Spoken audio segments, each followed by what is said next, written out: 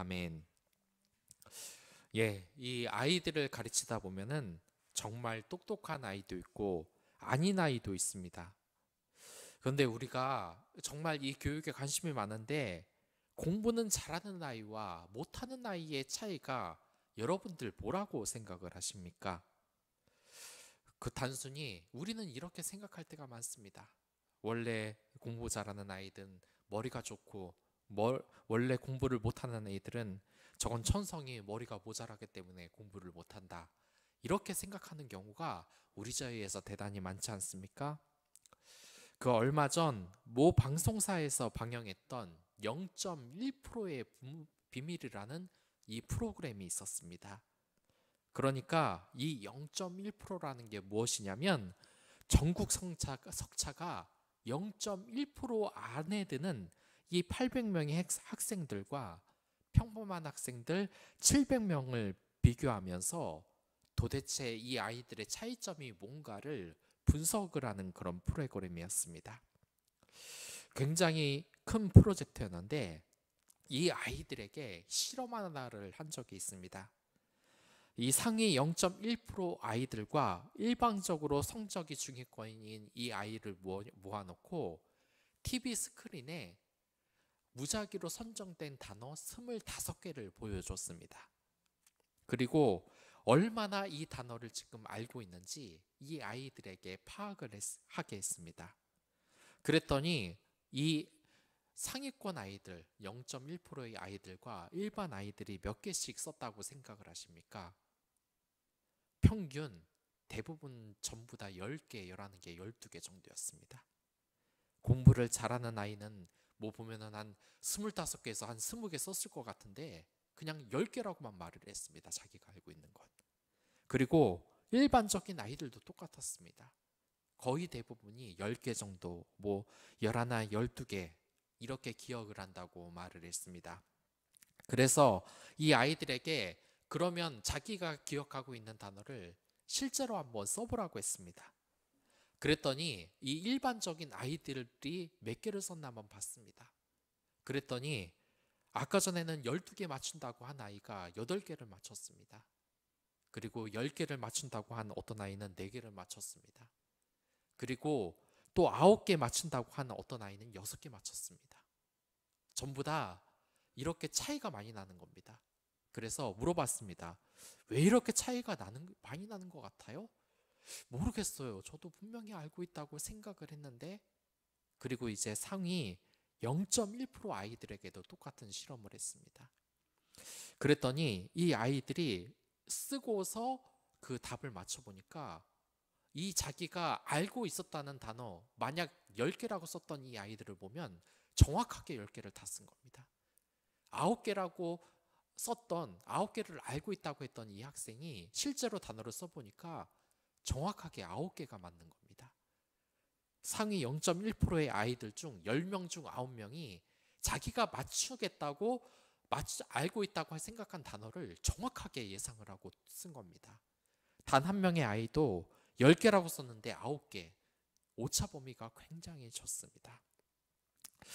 여러분들, 이 똑똑한 사람들이 뭐라고 생각을 하십니까? 여러분들은 이 메타인지라는 말을 어디선가 한 번은 들어본 적이 있을 겁니다. 메타인지는 메타는 고차원, 고차원으로 인지를 한다는 뜻입니다. 고차원으로 인지한다는 것은 바로 이 실험 결과와 같은 것입니다. 바로 자기 자신을 얼마나 객관적으로 바라볼 수 있느냐가 똑똑한 사람과 그렇지 못한 사람의 차이, 메타인지 능력이 높은 것인가 낮은 것인가를 판가름하는 중요한 기준인 것입니다. 여러분들 이 상위권 학생들이 가장 중요하게 생각하는 것이 뭔지 아십니까? 오답 노트입니다. 자기가 얼마나 알고 있는지, 내가 모르는 게 얼마나 많은지를 정확히 파악하는 학생들이 뛰어난 학생들이 되는 것입니다. 그런데 우리가 이 사회를 살아가면 이 메타인지 능력이 떨어져서 고생을 하는 경우가 얼마나 많습니까? 부모님들은 항상 그렇게 말을 합니다. 보면은 자기 아이들이 이 세상에서 가장 똑똑하다고, 내 아들은 정말 천재고 영재인데 공부를 안 했기 때문에 지금 이 모양이라고. 얘가 시작을 하면 무섭다고. 근데 일반적으로 자녀도 착각을 합니다. 이 말을 듣고 자라서 그런지 내가 공부를 하면 정말 무섭다. 내가 공부를 하면 전교 1등 문제가 아니다. 메타인지 능력이 떨어지는 겁니다. 평생 가서도 자기가 어떤 상황인지 자기를 과장되게 생각을 하는 겁니다. 흔히 말해서 교만한 사람들이 이러한 경우입니다. 자기가 똑똑하고 많이 알고 있다고 생각을 하는 것입니다. 반면에 이와 반대되는 경우도 있습니다. 자기가 가진 이 능력을 제대로 인지하지 못하고 살아가는 사람들이 우리 주위에도 정말 많습니다. 제가 교회 생활을 할 때에도 그랬습니다. 이 교회가 이제 개척교회에서 막 벗어나서 점점점 성장을 하고 있었습니다. 그래서 이 교회가 장로교회이기 때문에 장로님을 추대하려고 했습니다. 그러자 이 모든 성도들과 목회자들이 한 의견으로 모아졌습니다. 정말 이분이 돼야 된다. 이분만큼 자격 있는 분이 없다.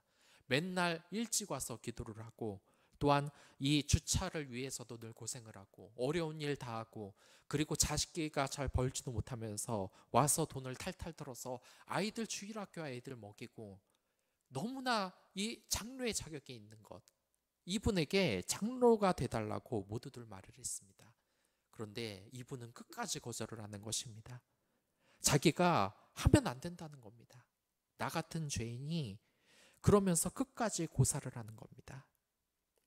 저 또한 이런 경험을 많이 했습니다.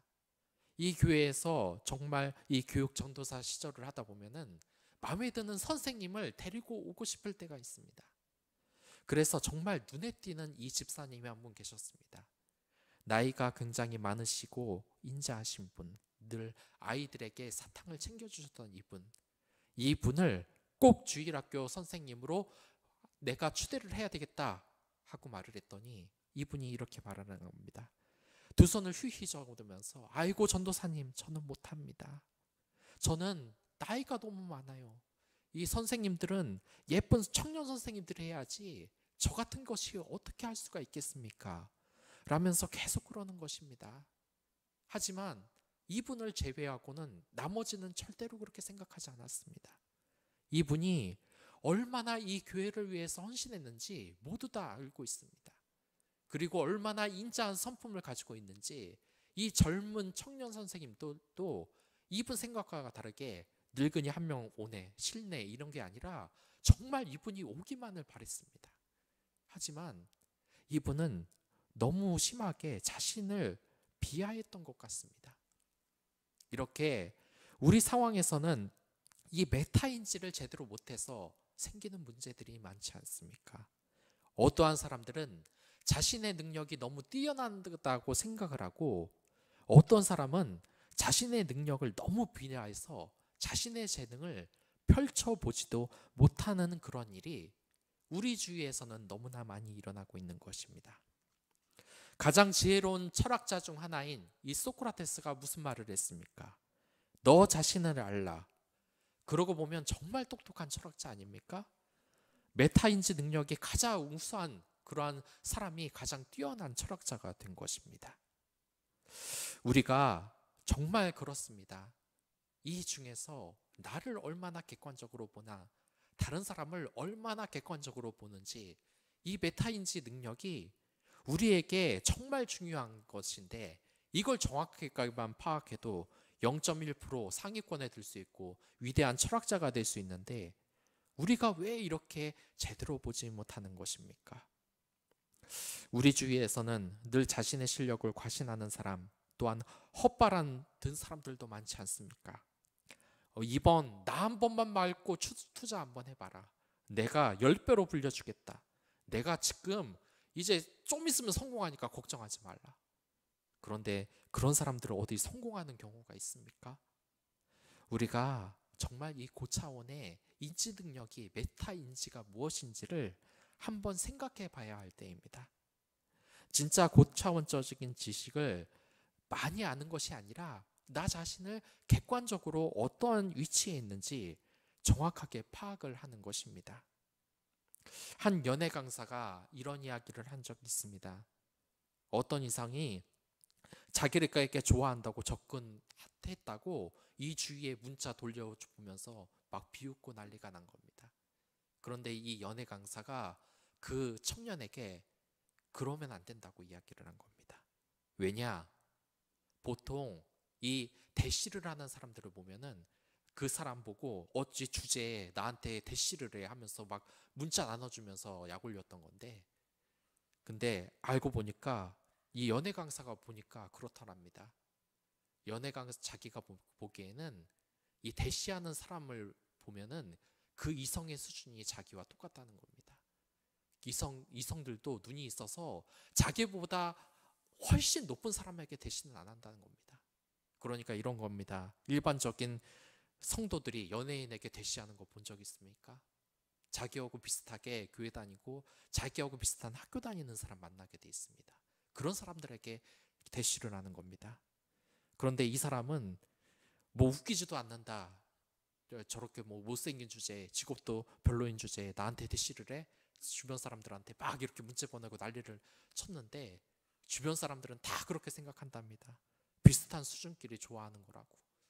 그러니까 이 외모에서도 메타인지 능력이 떨어지면 결혼도 제대로 못하는 겁니다.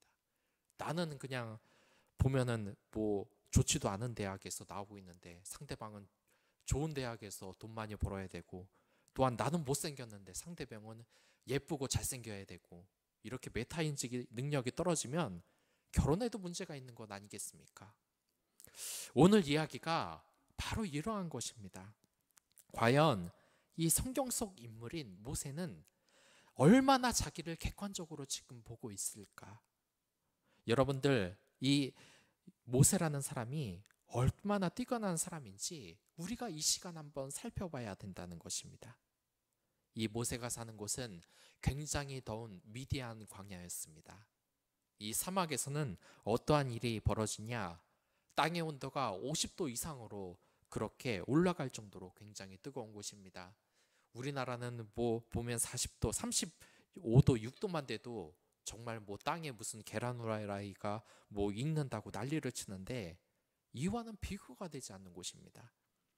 물론 비도 잘 안 나온 이러는 곳, 그러니까 무엇인가 도화선이 하나만 있어도 당장에도 불이 일어날 수 있는 이런 곳입니다. 그래서 그러한 곳에서는 불이 굉장히 자주 납니다. 약간의 마찰력으로 위에서도 여러 가지 풀이 활활 타오르고 나무가 타는 일이 굉장히 자주 일어나는 이런 곳입니다. 그리고 이 모세가 떨기나무를 봤을 때도 그랬습니다. 이 평소에도 굉장히 건조하고 이 온도가 높은 이곳에서 마찰이 일어나서 떨기나무가 활활 불타오르는가 보다 하고 별 느낌이 없었습니다. 그런데 아무리 봐도 이게 이상한 겁니다. 이 떨기나무가 아무리 쳐다봐도 타서 없어지지가 않는 겁니다.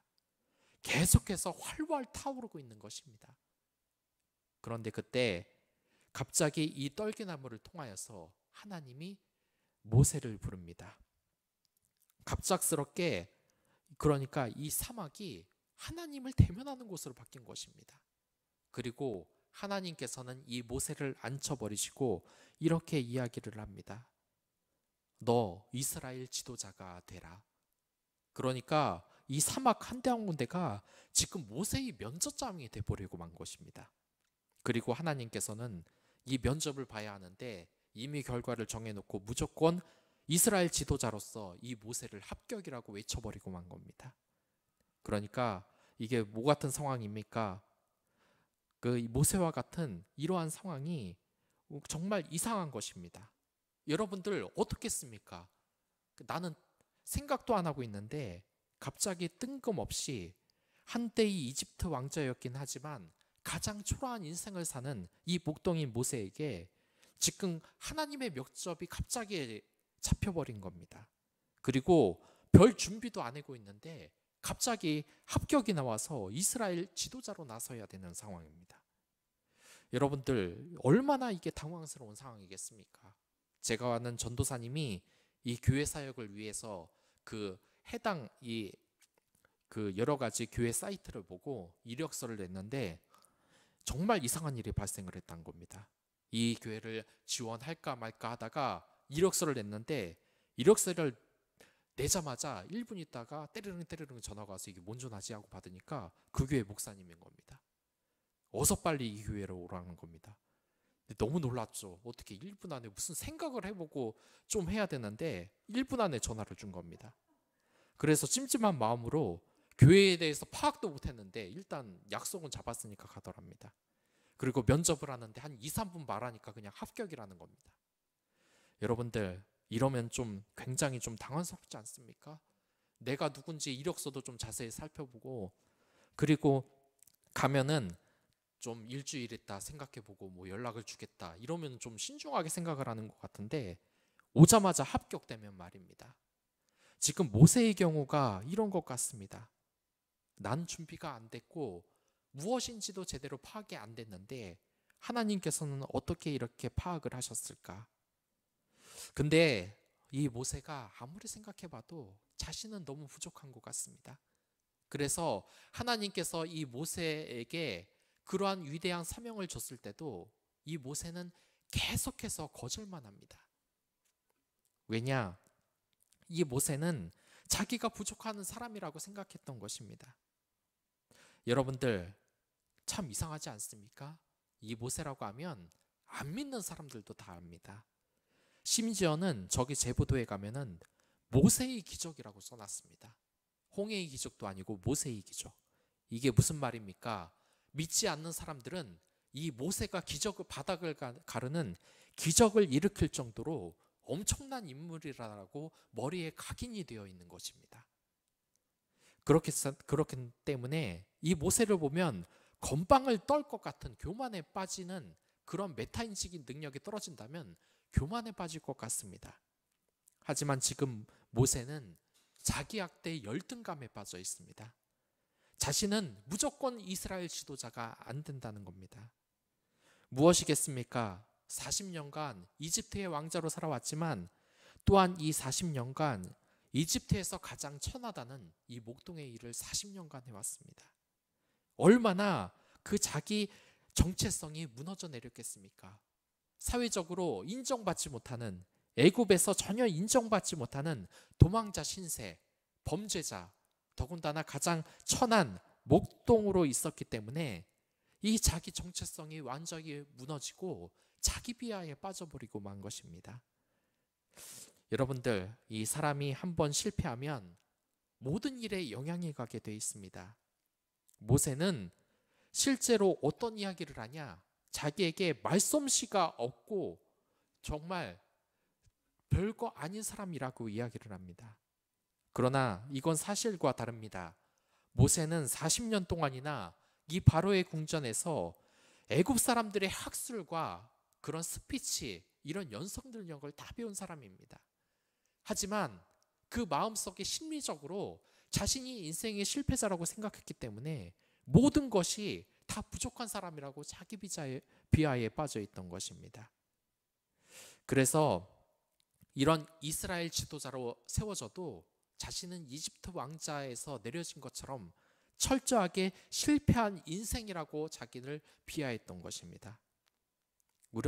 이런 이야기가 우리 주위에도 많지 않습니까? 내 과거의 경험이 현재까지 계속 영향을 미쳐서 날 옥죄는 것 말입니다. 이 학대당한 어린이는 어떻습니까? 경찰서에서 형사가 이 펜을 가지려고, 이 학대당한 어린이에게 이 펜을 가지려고 손을 이렇게 올려서 펜을 잡으려고 하자 이 아이가 기겁을 하면서 팔로 얼굴을 가리는 것입니다. 왜냐? 평소 아버지가 손을 올린다는 것은 자기를 때린다는 신호였기 때문에 이 형사가 팔을 올리자마자 자기를 때리려는 줄을 아는 겁니다. 그러니까 여러분들 늘 그런 이야기가 있지 않습니까? 유명한 얘기. 서커스단의 동물 조련사가 이 코끼리를 어떻게 길들입니까? 이 유명한 이야기지만 이 코끼리가 어릴 때 단단한 나무에 이 코끼리의 발 하나를 묶어 놓는다. 그러면 이 코끼리는 이 나무에서 벗어나기 위해서 노력을 합니다. 끝까지 노력을 합니다. 근데 이 나무를 아무리 애를 써도 벗어날 수가 없는 겁니다. 그리고 시간이 흐르면서 이 코끼리는 커집니다. 단순히 밧줄 하나 다리에 묶었다고 이 나무가 버틸 수가 없는 겁니다. 하지만 이러한 코끼리는 아무리 힘이 세져도 결국 나무에서 벗어날 생각을 못하는 것입니다. 모세가 지금 이러한 처지가 된 것입니다. 철저한 자기 비하, 메타인지 이 능력이 떨어져서 자기를 비하하고 못났다고 생각하는 것입니다. 그러나 하나님은 모세에게 그래도 계속 나아가라고 합니다. 왜 모세에게 이랬겠습니까? 여러분들, 이 하나님은 모세가 자신을 잘 인식하지 못하는 메타인지 능력이 떨어진다고 생각을 한 것입니다. 하나님은 메타인지 능력이 가장 뛰어나신 분입니다. 모세가 어떤 정도의 사람인지, 어떤 수준의 사람인지를 이미 이야기하고 있는 것입니다. 이 연예계에서 정말 유명한 이야기가 있었습니다. 이 사람이 개그맨을 지원했는데 이 개그맨 동기가 많았다고 합니다. 이 동기들이 그 개그맨이 없을 때 이런 말까지 했다 그럽니다. 우리 중 가장 잘 될 사람이 누구인 것 같아. 그러니까 모두들 이 개그맨을 지목했다고 합니다. 그런데 세월이 지나면서 동기들은 다 유명한 개그맨이 됐는데 이 사람만 계속 무명 생활을 하는 겁니다. 그래서 이게 한 10년 이상 지속이 되자 결국 포기하고 이를 전선에 뛰어들고 말았다는 겁니다. 그러니까 이 동기들이 이 개그맨들을 끝까지 수소문해서 찾았고 이 방송국으로 다시 오라고 했던 겁니다. 왜 그랬겠습니까? 이 동기들이 그 개그맨이 최고의 성장할 가능성을 알아봤기 때문입니다. 막상 봉인은 자괴감에 빠져서 이제 힘 틀렸다고 생각을 했지만 이 동료들은 실력을 알았길래 그런 겁니다. 이게 단순한 동정심에 이르겠습니까? 여러분들 주위에 보면 절대 아닙니다. 가족이나 친구나 이 자기 자식이나 자기 친구들에게 냉정한 것은 똑같습니다. 오히려 끼도 없는데 연예인을 한다, 사업적인 좌절도 없는데 사업가를 한다 그러면 너 같은 게 왜 그런 걸 하냐 하면서 뜯어 말립니다. 그런데 이 친구들이 왜 자꾸 개그맨에 도전을 하라고 했겠습니까? 이 친구의 진정한 실력을 알았기 때문입니다. 후에 유재석이 이렇게 말했습니다. 그때 동료들이 자기를 잡아주지 않았다면 자기는 이 길을 포기했을지도 모른다고 말합니다. 모세도 마찬가지입니다. 정말 자격이 없었던 자입니까? 내 인생을 봤을 때 정말 그다지 별 볼 일 없었던 이 경험조차도 나중에는 크게 되는 경우가 우리 주위엔 정말 많은 것입니다. 이 모세는 40년간의 왕자 생활과 40년간의 천한 목도 생활을 같이 경험을 했습니다. 그런데 이 왕자로서의 삶이 나쁘기만 했습니까? 그렇지 않습니다. 이 40년간 왕자로서 살면서 모세는 이스라엘 지도자로서 리더십이 어떠한 것인지, 학술이 어떠한 것인지를 다 배우는 기간이었다는 겁니다. 또한 이 목동으로 살면서도 자신이 얼마나 겸손하게 살아야 하는지 그 과정을 40년간, 그리고 광야에서는 어떻게 살아야 되는지를 이미 다 경험하면서 하나님께서는 이 메타인지 능력으로 이 이스라엘 지도자, 특히 왕자로서의 그런 지도자의 능력도, 또한 이 광야에서도 살 능력도 같이 갖추는 이 모세를 서서히 만들면서 가장 뛰어난 인물로 만드셨던 것입니다. 사람들에게는 이러한 양쪽 경험이 다 필요한 것입니다. 귀족적인 상위 계층의 삶만 산 사람들은 고생을 모르고 평생 자신이 잘난 줄만 압니다. 또한 고생만 하고 성공을 전혀 경험하지 못한 사람들은 자괴감에 빠지고 다른 사람들을 공격합니다. 열등감에 빠지기가 쉽은 것입니다. 여러분들, 특히 이렇게 한 가지 경험만 하면서 남 앞에서 나서는 것은 정말 위험한 것입니다. 며칠 전 이 TV에서도 북한이 특수부대 무술을 보여줬습니다. 보면 정말 대단합니다. 이 특수부대원이 근육을 자랑하면서 바늘이 있는 바닥을 맨발로 걸어가고 박치기로 대리석 몇 장을 깨부수고 또한 목으로 세막대기를 휘게 하고 말도 안 되는 막 이런 짓을 다 하는 겁니다. 근데 막 북한 사람들과 김정은은 난리가 납니다. 박수치면서 자기 부대 최고라고 난리가 납니다. 근데 외신들은 다 뭐라고 그랬는지 아십니까? 기괴한 체력수라고 다 비웃었습니다. 왜 그랬겠습니까? 이 군에서는 헝그리 정신만 가지고는 안 되는 겁니다. 체력 가지고 무슨 대리석으로 박치기 한다고 그거 훌륭한 부대라고 하는 건 이미 때가 지난 것입니다. 진짜 최고의 부대는 어떤 부대입니까? 동시에 있는 것입니다. 육체적으로 극한의 체험, 그러니까 지옥 훈련도 하면서 최고의 장비도 있어야 되는 것입니다. 그런데 최고의 장비는 하나도 없으니까 그냥 몸으로 때우는 이 체력소를 보고 어느 나라 사람들이 강한 부대라고 생각을 하시는 것입니까? 다양한 군인도 이 최고의 부대도 다양한 경험이 있어야 되는 겁니다. 기초적인 체력과 헝그리 정신도 있어야 되겠지만 최첨단 군사 장비가 있어야 되는 겁니다. 그게 이렇게 다양한 경험이 없으면 최고의 부대가 되지 못하는 것입니다. 이 모세도 똑같은 것입니다.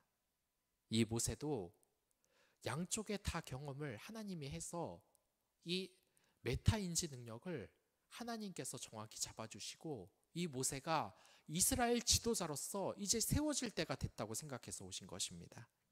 이 모세는 어떠한 인생을 살았겠습니까? 예전에는 왕자로서 건방진 삶을 살았을 것입니다. 이 자신의 혈기로 이 애굽의 병사를 때려 죽일 정도로 자기 맘대로 하는 사람이었습니다. 교만한 사람이었습니다. 또한 이 광야의 40년에서는 자기 자신을 스스로 돌아보고 비하했던 사람입니다.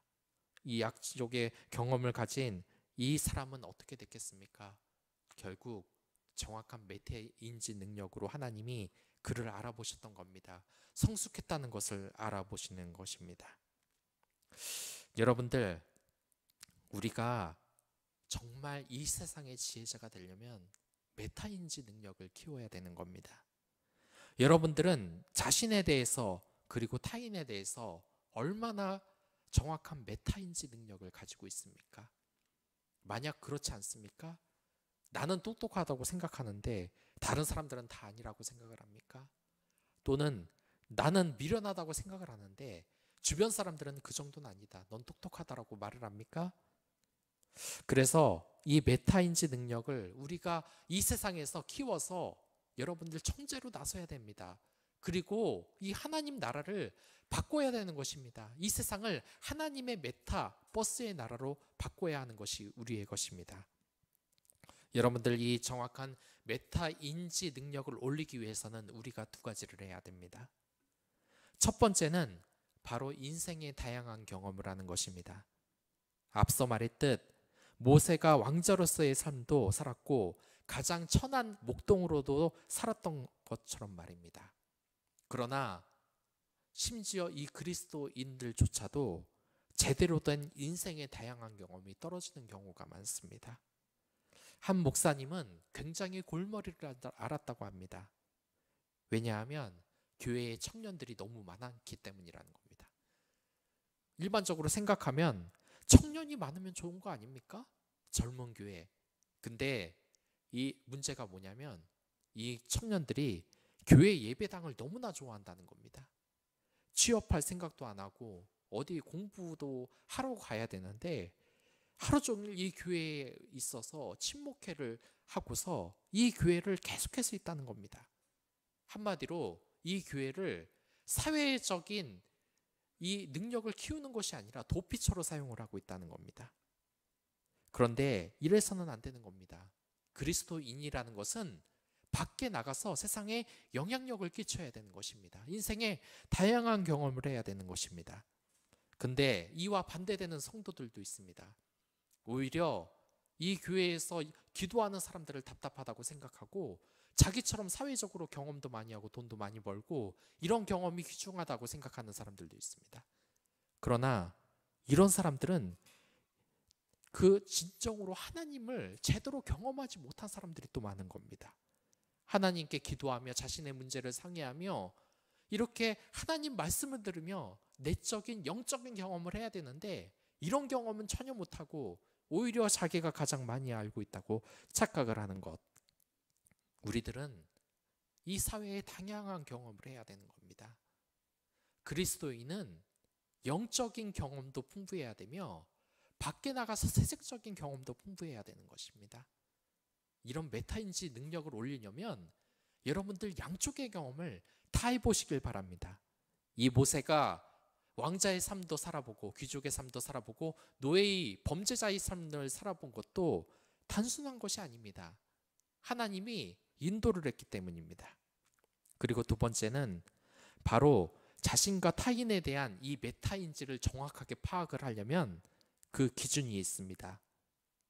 그 사람의 영혼을 보고 판단을 하시기 바랍니다. 하나님의 메타버스의 세계에는 영혼이 아름다운 사람들만 들어갈 수 있는 것입니다. 그곳에서는 메타인지 능력을 속일 수가 없습니다. 영적으로 아름다운 사람들만 들어가기 때문입니다. 아름다운 영혼이란 무엇이냐? 아름다운 영혼이라는 것은 내가 상대방에게 아름다운 동반자가 될 수 있냐 없냐에 따라서 달라지는 것입니다. 그리스도인의 자격은 내가 세상 사람들에게 동반자가 될 수 있느냐 없느냐에 따르는 것입니다. 여러분들 그렇지 않습니까? 우리 세상에서 아름다움이라는 것, 영혼이 아름답다라는 사람들의 일화를 한번 들어보시기 바라겠습니다. 한 꼽주가 있었습니다. 이 등이 휘어서 정말 이 사람이 아름다운 연인을 보고 그 연인을 보고 한 번에 바란 겁니다. 그래서 이 여인에게 구애를 합니다. 자기와 제발 결혼을 해달라고 말입니다. 그러자 이 여인이 계속해서 거절하고 맙니다. 이 꼽주를 무시하는 말을 합니다. 그러자 이 꼽주가 이러한 말을 하는 것입니다. 제가 이렇게 태어난 이유가 있습니다. 제가 이렇게 태어난 이유는 당신이 바로 꼽주로 태어날 운명이었기 때문입니다. 하지만 저는 하나님에게 말했습니다. 제 사랑하는 여인이 꼽주로 살아가는 것을 저는 차마 견딜 수가 없습니다. 그렇기 때문에 차라리 저를 꼽주로 태어나게 해주십시오. 그래서 우리가 이렇게 만난 것입니다. 그래서 이 여인은 실제로 이 꼽주와 결혼을 했다는 겁니다. 이것은 제가 지어낸 얘기하기가 아닙니다. 제가 지금 시간이 없어서 자세히 조사하지 못했는데 제 메모장에 적혀져 있습니다. 실제로 과거에 있었던 일인 것입니다. 물론 이 말을 들으면 남자가 참 거짓말을 잘하네, 참 작업 능력이 뛰어나네 이렇게 느낄 수도 있겠지만 그 뜻은 뭡니까? 이 여자가 느낀 감정이 뭡니까? 자신을 진정으로 사랑하는 이 꼽주의 아름다운 영혼을 느꼈기 때문인 것입니다. 여러분들 아름다운 영혼이라는 것은 다른 사람의 동반자가 될 수 있는 것입니다. 다른 사람이 아름다운 동반자가 될 수 있는 것입니다. 그렇습니다. 또 이러한 얘기도 있습니다. 어느 날 음주운전 트럭이 중앙성을 침범해 이 누나가 타고 있던 이 택시와 충돌을 했다고 합니다. 그래서 그 사고로 인해 이 누나는 두 다리를 쓸 수 없게 되고 맙니다. 그러자 이 동생의 약혼자는 이렇게 이야기를 했다고 합니다. 이 누나, 그 두 다리가 없고 그런 모습이 참 초라해 보였는지 이 누나와 함께 산다면 결혼할 수 없다고 통보를 했습니다. 물론 이 사람도 그 입장이 있겠죠. 근데 그랬습니다. 이 어느 날이 어두워질 때 이 주인공은 그 두 다리가 없는 이 누나를 위해 결혼을 포기하고 이 고아원에 방문하기 위해 택시를 잡으려 했습니다. 그러나 이 택시는 이 두 다리가 없는 누나를 보며 모두 다 지나쳤다고 했습니다. 그런데 그때 한 택시가 섰습니다. 들어가 보니 한 여자 운전사가 있다는 것입니다. 그래서 그 남동생은 그때의 밤을 회상하면서 이러한 이야기를 했습니다. 현재 나는 이 세상 어느 누구보다도 아름다운 두 여자와 함께 살고 있다. 여러분들, 이 남동생이 왜 이 두 여자를 아름답다고 했겠습니까? 다른 사람을 진정 위로할 줄 아는 위로자, 동반자로서 그 아름다운 영혼을 받기 때문입니다. 여러분들, 자신의 메타인지 영혼이 어떠한 것인지 한번 살펴보시기 바랍니다. 이 메타인지 능력이 떨어지고 단순히 돈 많고 권력 있는 사람들을 옆에 뒀다가 패가망신한 사람들이 얼마나 많습니까? 자신의 인생을 마친 사람들이 얼마나 많습니까? 그리고 여러분들 자체가 메타인지 능력으로 내 영혼이 어느 수준인지 가늠해 보시길 바라겠습니다. 내 영혼이 하나님의 메타버스에 과연 들어갈 만큼 아름다운 영혼인지, 그렇지 않다면 여러분들 하나님께 기도하여 내 영혼을 더욱더 아름답게 성숙시키기 바랍니다.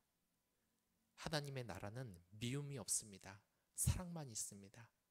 사랑만을 가지는 그러한 메타인지 능력으로 여러분들의 영혼을 아름답게 가꾸시길 바라겠습니다. 그럼 다 같이 기도하도록 하겠습니다.